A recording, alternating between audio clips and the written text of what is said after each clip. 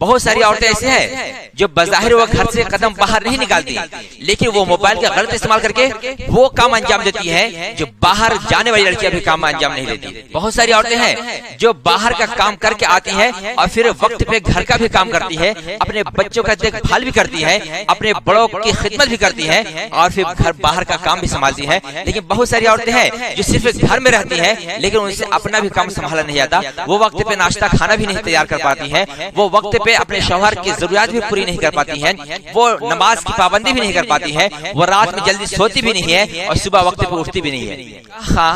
قبول کرانے سے پہلے وہ یہ شرط لگاتا ہے کہ میں آپ کو آپ کے نکاح میں بعوض اتنا دین مہر، مقررہ روپیہ پیسہ یا زیور، اس کے عوض میں آپ کے نکاح میں عورت کو دیا جاتا ہے۔ تو اس سے معلوم ہوتا ہے کہ وہیں سے ہماری ذمہ داری بڑھ جاتی ہے۔ اس کے بعد جو ہی آپ کے گھر وہ لڑکی آتی ہے تو اس کی تمام ضروریات اور تمام خواہشات وہ آپ کی ذمہ ہو جاتی ہے۔ تو اس لیے ہمیں چاہیے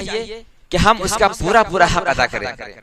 لیکن صرف پورا آپ کا حق ادا کر دینا یہ کافی نہیں ہوگا، بلکہ اگر آپ اسلام کے بتائے ہوئے طریقے سے حقوق ادا نہ کر رہے ہوں اور آپ کی اگر اہلیہ،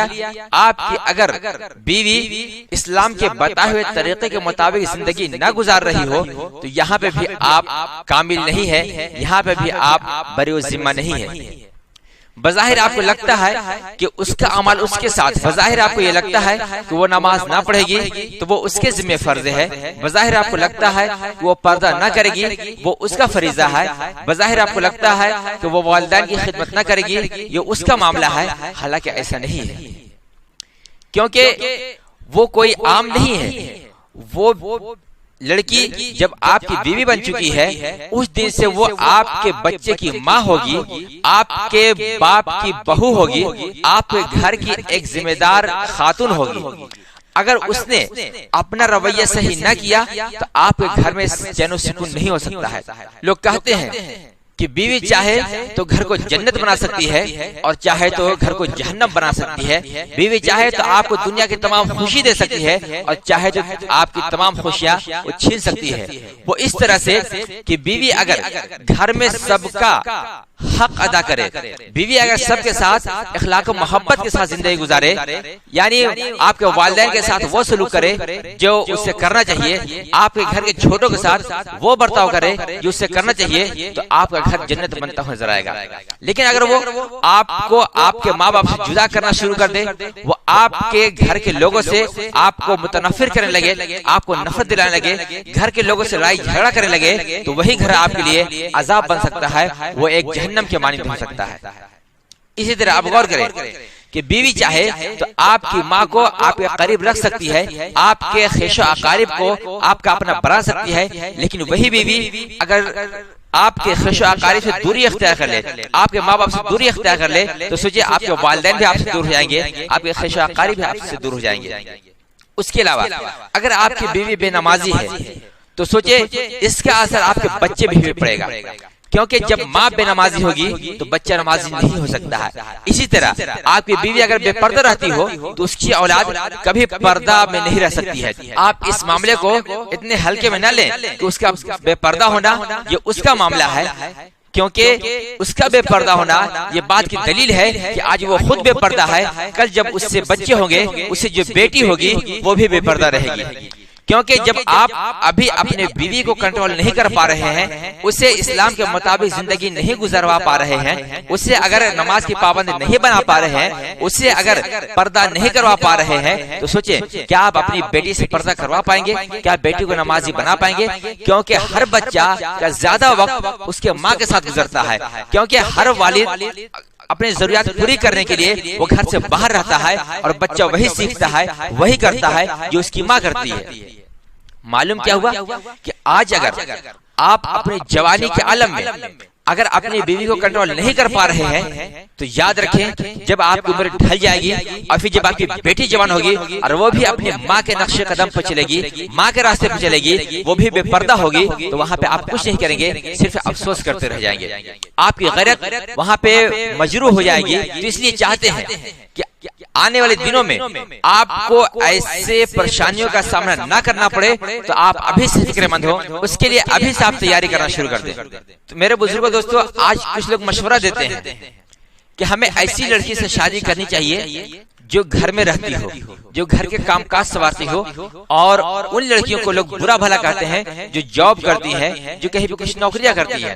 حالانکہ یہ سرے سے کسی کو خارج کر دینا اور سرے سے کسی کے اوپر الزام لگا دینا یہ نہایت ہی غلط بات ہے، کیونکہ اگر آپ تجربہ کریں گے تو بہت سارے خواتین ایسی ہیں جو مجبوری کے تحت وہ باہر نوکریاں کرتی ہیں یا جاب کرتی ہیں۔ وہ اپنی ضرورت پوری کرنے کے لیے وہ کماتی ہے، وہ اپنی ضرورت پوری کرنے کے لیے وہ یہ سوچتی ہے کہ میں کسی کے سامنے ہاتھ پھیلانے سے بہتر ہے کہ میں کچھ کام کر کے میں روپیہ پیسہ کماؤں۔ اور کچھ لوگ جو یہ سمجھتے ہیں کہ جو عورتیں گھر میں ہوتی ہیں، لڑکیاں گھر میں رہتی ہیں، یا پھر جو عورتیں گھر میں رہتی ہیں وہ پاک دامن ہوتی ہیں، وہ اچھی ہوتی ہیں، وہ ہمارے گھر کو سنوار دیں گی، یہ بھی آپ مکمل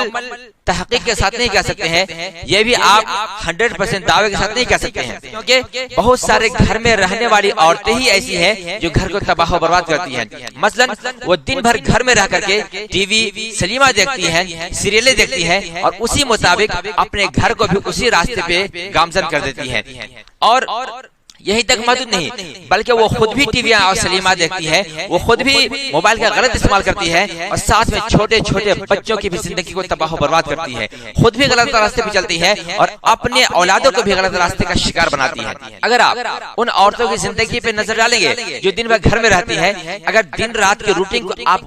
ملاحظہ کریں گے تو آپ اس نتیجے تک پہنچیں گے کہ ان کے گھر میں بھی، جن کے گھر میں عورتیں دن بھر گھر میں رہتی ہیں، ان کے گھر میں بھی وقت پہ ناشتہ نہیں بنتا، وقت پہ کھانا تیار نہیں ہوتا، وقت پہ لوگ سوتے نہیں ہیں، وقت پہ لوگ جاگتے نہیں ہیں۔ کیا معلوم ہوا؟ حالانکہ گھر میں وہ 24 گھنٹہ موجود ہے، اس کے باوجود بھی اگر وہ وقت پہ کھانا نہ کھائیں، وقت پہ نہ سوئے، وقت پہ نہ اٹھے، تو اس سے معلوم ہوتا ہے کہ ان کی زندگی بھی تباہ و برباد ہو رہی ہے، ان کے بھی قدم بھٹکے ہوئے ہیں، اور وہ بھی گناہ کے شکار ہیں، وہ بھی بد چلن ہے، کیونکہ جو عورتیں اسلام کے مطابق زندگی نہ گزاریں گی وہ ضرور اپنے وقت کو ایسی جگہ پہ استعمال کریں گی جہاں پہ ان کی دنیا بھی برباد ہوگی، جہاں پہ ان کا گھر بھی برباد ہوگا، اور جہاں پہ ان کی آخرت بھی برباد ہوگی۔ آپ کو میں بتا دوں،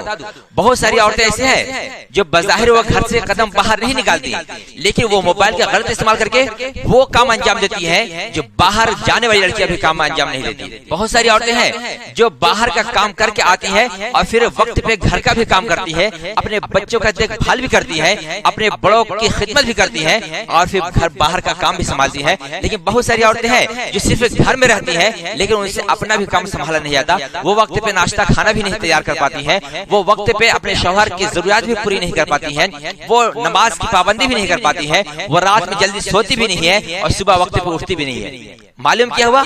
کہ صرف باہر جانا یہ برائی نہیں ہے، یا پھر صرف گھر میں رہنا یہ پرہیزگاری نہیں ہے، بلکہ اگر باہر بھی جائیں اور اس کا صحیح استعمال کریں، وقت کا صحیح استعمال کریں تو وہ بھی صحیح ہے، اور اگر گھر میں بھی رہ کر کے آپ اگر اس کا غلط استعمال کر رہے ہیں تو یہ بھی غلط ہے۔